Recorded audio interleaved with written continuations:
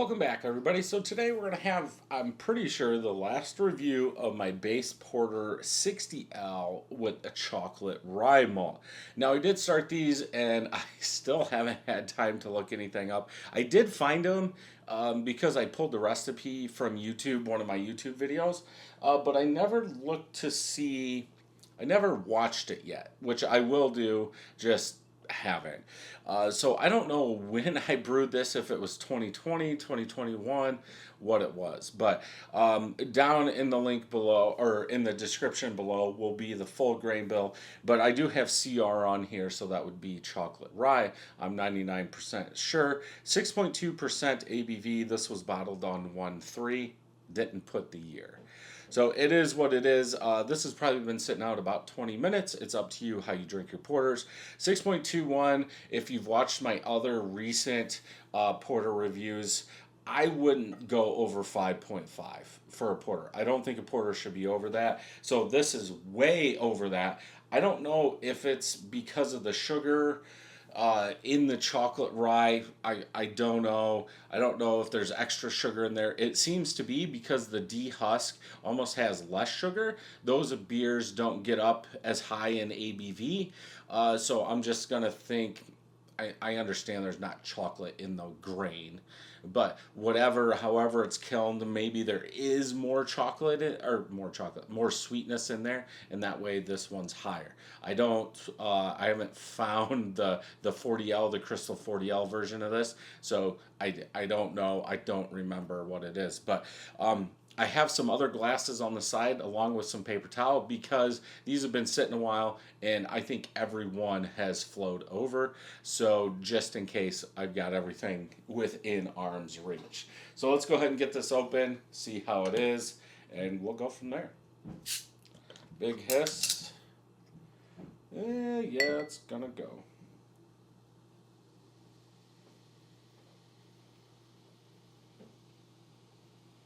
We're getting ahead, but I'm almost going to say this is better than the other ones. I'm going to stop there. Let's just see what happens here. That's enough for us to smell it. Yeah, it's coming up. I might have to grab another glass. But hey, I would say this is better than what we were. I'm sure you guys can see it. Camera's kind of far away from me, but we're here and climbing, so we'll just see what happens. But yeah, we'll try and get through this before this gets over there. Light chocolate colored head, real dense bubbles in there, almost like it was nitro from that pour. And what this is, 2 fingers of head. Color on this is dark brown in color. I definitely wouldn't say it's a black, and it shouldn't be because it's a porter. Let's see. There you go. Good enough. Yeah. Looks the color. I do like rye in my beers, rye in my IPAs, bourbon rye, stuff like that. Fly all over here. Man, this thing is going to go over. But, okay, let's go ahead and smell. It's kind of got that dark malt extract. Like if you homebrew with extract and you get the darker colors, that's kind of what it is. Like a big malty bomb in there. I can pick up some sweetness.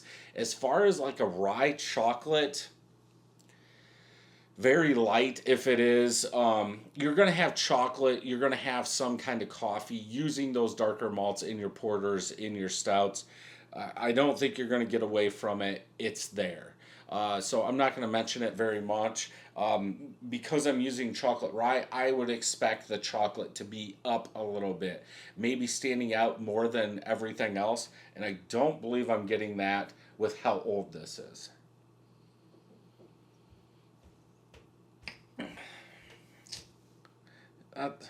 Isn't that crazy? It's distracting. I don't want it to go over. I don't want to clean this countertop again.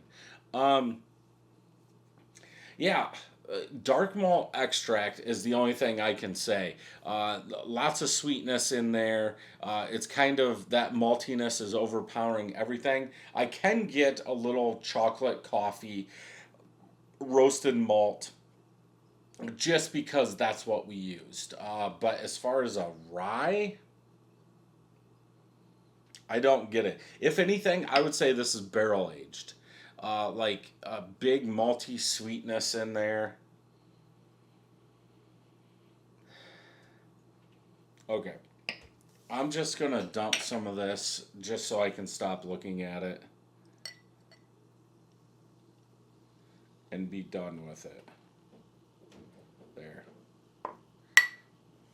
Because if I don't, I'm going to keep looking at it. Jeez. There. I'm just going to set those over there. I mean, there's still a whole bunch in here. I'll set that there. But yeah, almost like a barrel aged, an older barrel aged beer. And I don't know if that's because of the darker malts I'm getting. It's not like it's a tobacco, a leather, a burnt ashy smell. It just reminds me maybe you would add more malts, you would add more darker, higher SRM grain just to help fight through that barrel. That's kind of what this is. Like it could be a lighter or a lower ABV barrel aged stout.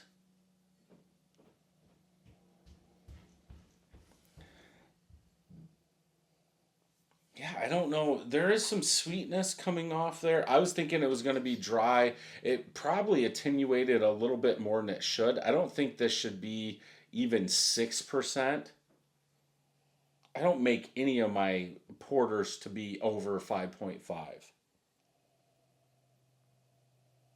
Maybe some brown sugar, very light molasses.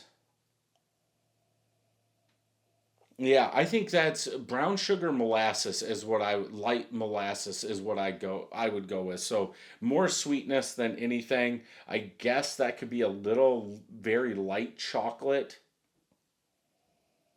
but it smells okay. Like I was saying, let's go ahead and taste.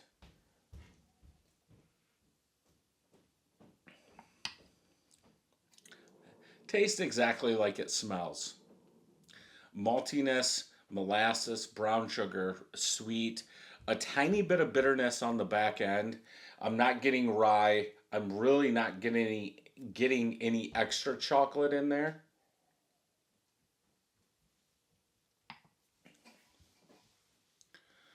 Eh, I take that back. I am getting some chocolate because I was going to say Tootsie Roll.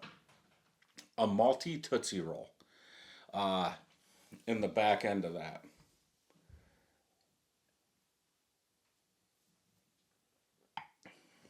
Surprisingly, I don't know if all the carbonation came out, but it's actually like smooth and calm for everything that it just went through.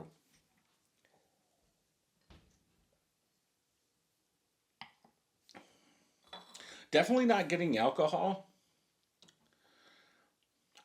I'm trying to think, would I age this?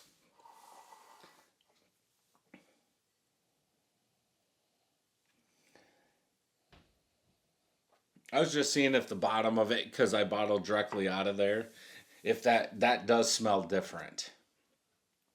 Um, I'm still getting like a light chocolate in the aftertaste, sweeter chocolate. Hmm. I- I'm going no. By the smell, I would not let this age.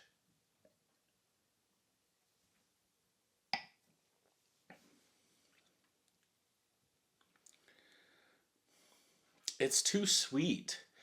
Like all I can think about now is that brown sugar light molasses.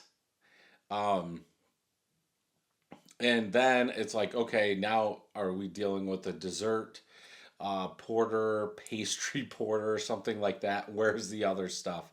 Or why isn't the chocolate coming out more? Or something like that. So I would say this was probably better when it was younger, and I would not let this one age, but that's just my opinion. If you do something like this, if you like it, hey, age it forever if you want. But yeah, not bad, but not something I would age, at least in this form, which is uh, almost like a base form. I'm saying I think we can get a lot more complex, and that was the goal.